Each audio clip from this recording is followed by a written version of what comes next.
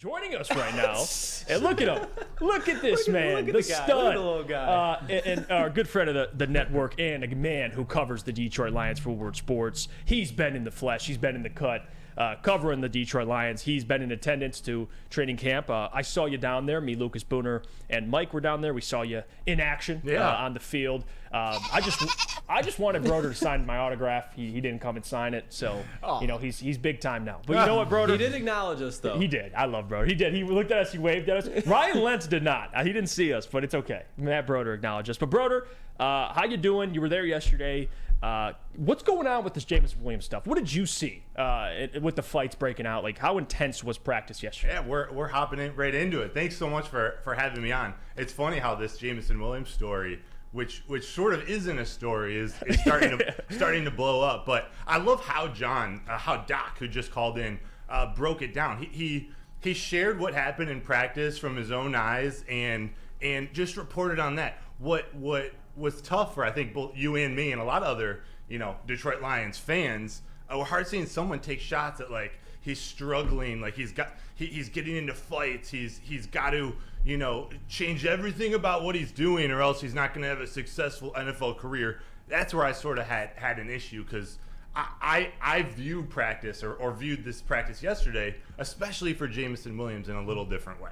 What do you think, Sam? Yeah, so I would actually like to hear it from you, Broder. What are some positive things about Jameson Williams that you can kind of speak on and maybe sort of convince me that I should back off of him? Yeah, of course. And to be clear, he didn't have a great practice yesterday. Like, it wasn't like he did anything to really blow. It wasn't consistent throughout the practice, and he didn't do anything to blow anybody away.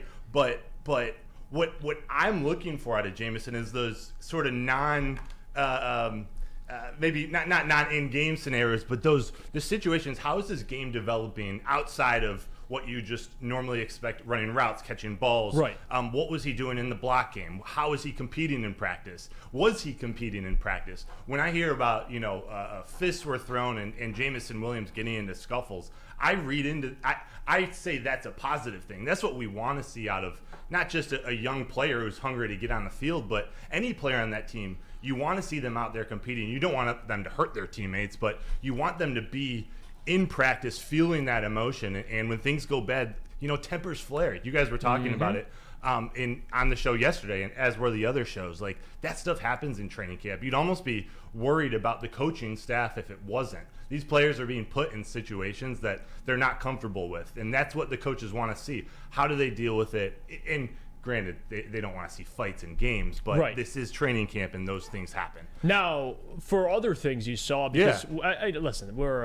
a Detroit show. We could talk about all the positives, but what are some negatives besides Jameson? Any player that was a little disappointing, or maybe the offense was disappointing? Just in general, what are some things you noticed? Yeah, I think you probably would put it on the offense as a whole. Like, it wasn't exactly. They weren't exactly flying around there dominating the defense. Over the last 3 days since they put pads on Friday, I'd say the defense has definitely won camp.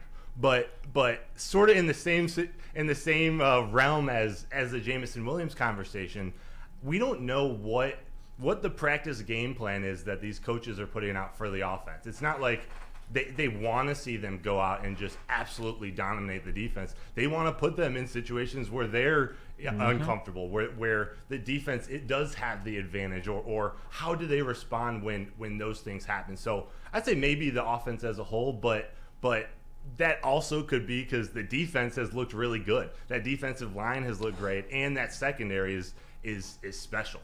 And you bring up the defense. One thing that I think has been a breath of fresh air is how not necessarily how the defense chirps, because that's great, entertaining, and that's what you want your defense to act like, and you want them to be like that. Know they're the shit, but also talk like they are. But the other part of it is it's good for this offense because last training camp they didn't really have the competition. Like, now you got a legitimate defense that you're going to be facing. Now, I guess the next question for at least offensively, and I'll ask it from my boy Lucas, what's going on with Sam Laporta? Because we were there Sunday, and it felt like, and Booner pointed this out too, we were watching the first team from kind of far away. We were more watching the second team and Sutfeld and James Mitchell. But from a distance, Booner pointed out, he's like, did you just see that drive? It went Amon-Ra St. Brown, Laporta, Amon-Ra St. Brown, Laporta, Amon-Ra St. Brown, Laporta. I think people, and we talk about Laporta, and I do think, and Lucas thinks he'll be a Hall of Famer, but yeah, I hope so. I think he'll be the best tight end out of this class. What are some things you've seen from Laporta now with pads on? How does he look? I agree with you. And yesterday he left practice like a quarter of the way through, and I don't think it was an injury. I don't think they've reported on anything yet. I mean, the other writers and the other reporters covering weren't 100% certain what happened to Laporta yesterday, if anything. Mm-hmm. But for the rest of camp, he has looked really good. Like, he looks like a wide receiver out there playing tight end, and they're going to use him in those situations. They're going to use him more as a wide receiver or in more scenarios where he's playing or he's running wide receiver routes, kind of like we're going to see with Jahmyr Gibbs, running more slot receiver, running more non-traditional running back routes out of the backfield. So I think he's looked really good and developed that relationship both with Goff and Sudfeld, where he's becoming one of those guys that they trust. Absolutely. Not just in the pass game, but in the run game too. That's what we really wanted to see when the pads came on Friday. How are the big boys in the trenches, including the tight ends, going to respond to that contact? No doubt. Yeah, and Broder, I had one too. So, I mean, we talk about Laporta, we talk about Campbell, we talk about Gibbs, and I feel like all these guys don't have a lot of question marks as far as being bust. Like, we all feel like they are guys that have a high ceiling as rookies, but a guy that has a lot of question marks around him is Broderick Martin. And the heavies were saying when they went to training camp, he was putting on a show, putting D-Mon in the ground. So what did you see from Broderick Martin while you've been there? Everything, and I was watching the heavies show. It was really accurate. I mean, that's a massive human being. Pretty spot on. He is a huge. You saw him up close and personal. He is a huge dude, and he seems to be pairing really well next to Lee McNeil. Like their game is starting to balance each other out really well. They do different things, and their strengths are almost the other players' weaknesses. So, you know, Aaron Glenn talked before in the press conference before practice yesterday, like, to us writers and reporters, like, don't read too much into who's out there getting first team reps versus second team reps. They're putting these guys in different scenarios to see how they go up against, how Broderick Martin goes up against Frank Ragnow, how different 2s and 3s, you know, are going up against first team. So don't read too much into that. But Broderick Martin was out there with the first team a lot and doing really well. I mean, he Aleem, and Aiden Hutchinson were taking residence in the backfield. Like, it was as if it was their own, especially Friday and Saturday. A little less yesterday in practice, but he looks really good. He takes up space. And what I was watching, when in the middle, it can get really crowded with all those big boys, whether it's a run play or just a lot happening around where the snap takes place. He's been really good at shedding those blockers, kind of feeding through that traffic and going to find the ball, whether he's the one making the tackle or just getting in the way to stop the running back or to stop sort of that action, whichever direction it's going. So it's been really great to see him out there competing with those ones, regardless of where he ends up at the beginning of the season. But I believe he's going to play minutes early. He's going to contribute early. Oh, Broder, that is music to my ears because, you know, that defensive line, it's a little bit suspect, and you're lying to yourself if you don't have a few questions. But if Broderick Martin can be that dude, maybe it will all work out. So I have a question about another defensive player. I really liked the notes that you wrote on Cam Sutton, how he didn't really stand out because nobody was really catching any passes on him. He was kind of just shutting down half the field. Do you care to expound on that a little bit more? Yeah, it's funny because the defense is loud. And he's actually he communicates a lot on the field, but his game isn't that loud. Like he almost Silent takes killer. a back seat behind C.J. Gardner-Johnson and Kirby Joseph and these real big talkers who also play a huge game. But anytime you see them try to target a receiver Cam Sutton's guarding, he's either draped all over the receiver or making a play, deflecting the ball. It feels like he's just going to be that stable one that we've been looking for. He played a lot of zone. He played a lot of different positions in Pittsburgh, but I'm starting to believe that of all the versatility in our defense, they're probably looking at him to be that lockdown number one cornerback, and I love to see it. Yep. One guy that I do want to bring up, and we'll get to a couple, but the first one, Mims. How does he look? Denzel Mims now kind of getting acclimated into training camp because he's going to be somebody that, you know, we all are excited for. Lucas referred to him as Denzel Hims.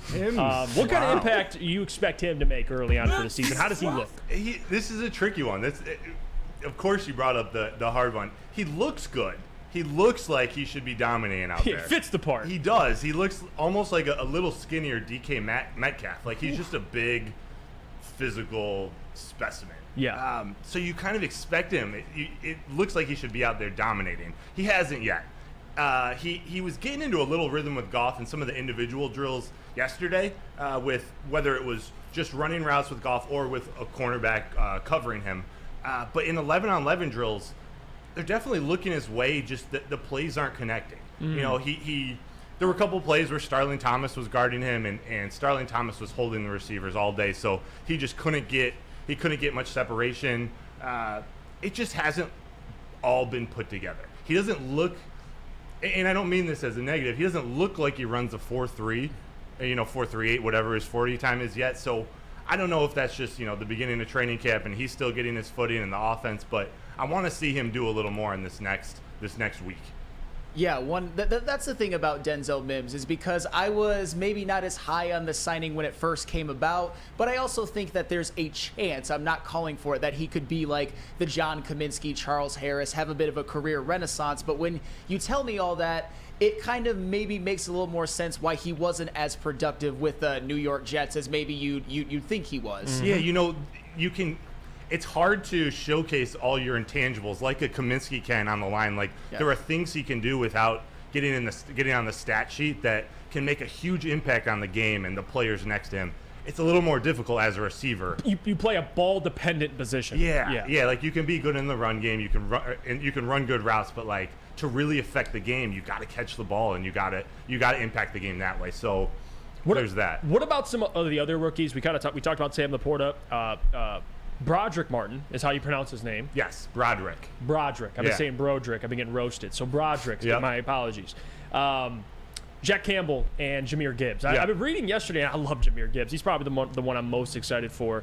He took some hits. Yes. How did he look? The one thing I do question about Jahmyr, and it's not his fault, but quite frankly, I mean, if you're 5'9", 200 pounds, it has to cross your mind at some point, like, can this man hold up physically? Yeah. How did he respond? How did he look? Him and Jack Campbell. Start with Jahmyr Gibbs. I thought he looked great, and he did take some hits yesterday. He took some serious licks. So I was watching how he responded from that after he took those hits. Actually, really early in practice, he got one, or really early in 11-on-11 drills. He got a lick from Broderick Martin, who snuck his way into the backfield and stopped the run. And then the very next play, C.J. Gardner-Johnson, Gibbs was catching a ball in the flat and turned and met C.J. Gardner-Johnson head on for, as John wrote about in his article, his welcome to the NFL moment. So I think, and this is not inside information, this is my speculation, I think the coaching staff was using yesterday's practice as like, all right, you need to like feel how the NFL feels. That's get your licks in. They didn't use David Montgomery as much in the drills. There were a lot of Bugs wasn't playing a lot. Like, I was looking at a lot of the veteran or like almost veteran players weren't getting as much work yesterday. I think they're just conserving their bodies and say, Jahmyr, at some point you're going to need to feel this. We got the Giants coming to town next week. Let's put you in some uncomfortable situations. What were you going to say, Lucas? I mean, that's what AG said yesterday when he was talking about Broderick and Branch. He was like, the only way you're going to find out if these guys can play or not is you put their ass in there and you see if they can play or not. So I think that's exactly what they were doing, Broder. And and Heavy's again alluded to it. I know Aaron Glenn went up there and said, Broderick Martin, he's not running with the ones much, but do you think they're just kind of keeping him like a little low-end secret from the national media right now? They're trying to keep him under the covers, Paul? I think so, and I think also internally in that locker room, they're not coming right out and saying any of the rookies have starting jobs locked up. Right. Like, they haven't even said that about Gibbs, and maybe he's the one where they haven't not said it much, but they're not saying Laporta's the number one, Jack Campbell's the number one, Broderick Martin's in there. I think this coaching staff made up of players knows we're not going to crown a rookie, before week 2 of training camp. Like, let's get them out there. Let's welcome them to the NFL. It's actually been really great watching these rookies, and especially some of the undrafted rookies. They're, they got an uphill battle to make the roster, but there's some of those guys that are really showing out. What about Jack Campbell? Because how has he been looking? I know his responsibilities are only going to increase because that's a guy I'm sure Dan, Brad, everybody else feels that in the future can wear that green dot, can be calling plays defensively. What's his progression been like? How's he look now with pads? Because that's a player I was most excited for to get pads on. Yeah, and how did he look in pads? I mean, you could tell how much of a beast he is. Yeah, big boy, huge dude. By the way, he's as tall as me, so he's 6'5". Picture me with 40 more pounds. Like he's 6'5", 245, 250. It's bizarre. He looks good out there. He really hasn't done anything that has blown me away or anything to like truly write about this play or this amazing practice, but you can see him out there just absolutely grinding through the entire practice. He almost looks like one of those guys he's constantly thinking. Like, I think you guys have referenced whatever the movie is where it's the different, things, that meme with things popping out of the guy's head. He's just always thinking. His head's always on a swivel. And he's looked fine. He had a couple good plays in coverage yesterday. There was one time there were two plays where the running back started on a run sort of in between the tackles and bounced it outside. Jack got caught in a little bit and let the running back get it to the outside. So there's some little things that he can improve on, but I think he's going to be just fine. Absolutely. That is very, very encouraging. So I have a bit of I wouldn't say it's a hot take, but I think that out of all the secondary players that Brian Branch will ultimately have the best career. I think he's the one that's most likely to make like multiple All-Pros, Pro Bowlers, and maybe be a Hall of Famer. I know that's a bit of a reach, but still. What have you seen out of him during your time at training camp? Hey, Lucas said Sam Laporta was a Hall of Famer. Hey, Matt Broder, I'll just say this. The amount of Hall of Famers we have on this team, I know. I think a Super Bowl is coming very soon. It has to be, there right? There are a lot of Hall of Famers on this team. When was our last playoff win? Yeah, we got to talk about that. Let's get there first. Before Laporta was born, probably. It definitely was. Branch has that potential, though. like all that being said, Branch could be that guy. He's one, and you guys were just talking before I came on about how he looks on the field versus his 40 time and his, the measurables off the field. And he's one that's he's such a smart, savvy football player. He always seems to be in the right position. Like yesterday, in camp, he's looked great in coverage, like better than I expected. I thought of him as more of just a nickel safety, maybe a little slower and the one to cover just the tight ends. But no. He's looked good in coverage. Yesterday, he was blitzing like a madman, and he looked really great doing it.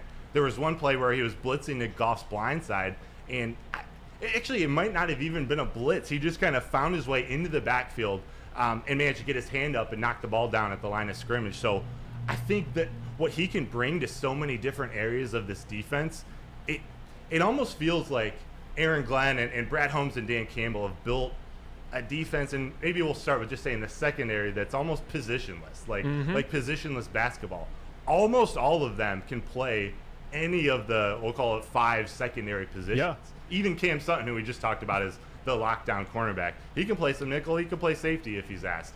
Brian Branch can do all of that well. Yeah, no, it's ironic. I like to say that Brian Branch, although they both came from Alabama, he's like the Jameer Gibbs in the secondary. Yeah. He can play like wide out running back. That's Brian, a great take. It's the same thing. I love Brian Branch, man. I'm excited for him. Fun question for you, I guess. And this was, because obviously the marquee players we could talk about all day. But for you, who is somebody, and I'll give you you can answer this both ways. Who's somebody that their stock is rising? It could be a player that no one knows about. A player that you've been watching that you believe could be an undrafted free agent that can make the team, and who's somebody that you believe their stock is flying down? I mean, it's been brought up before, but Starling Thomas, he's an undrafted free agent rookie. He's looked really good. He could be like the Jerry Jacobs, undrafted free agent who's still on the team. And I'm not going to mention him, but Stephen Gilmore has looked really well, too. That's who I was going to ask. Stephen Gilmore. A lot of people don't know that Stephon Gilmore's little brother. We saw him in the cut on Sunday, too. And he's good, and he's got the mentality of his brother, too. Like, he's got the Jerry Jacobs mentality. I see him more as probably starting the season on the practice squad, but I see him making the practice squad. So we'll see how these next couple weeks play out. But Starling Thomas, I watched him closely yesterday, and I almost say it was his worst practice. Like, he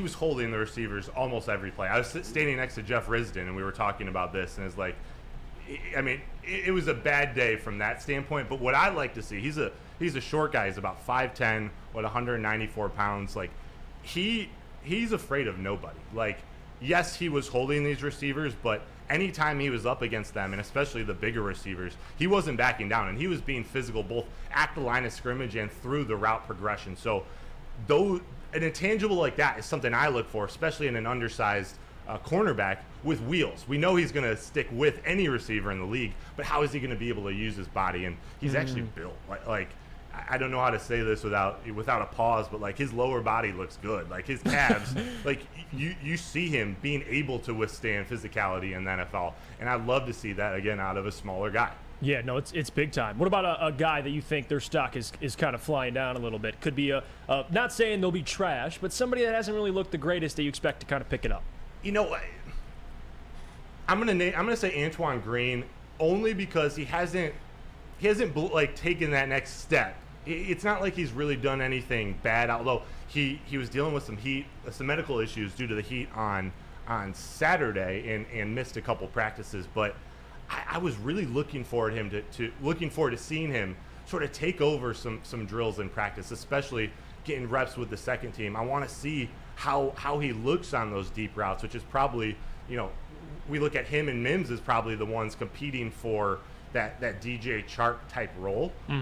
But it just hasn't clicked yet. He's had a couple good plays. He's looked decent some practice. He just hasn't really, stood out to me. Well, the Doc mentioned how he was lined up in the wrong spot. Yeah. And the coach, he screamed at him.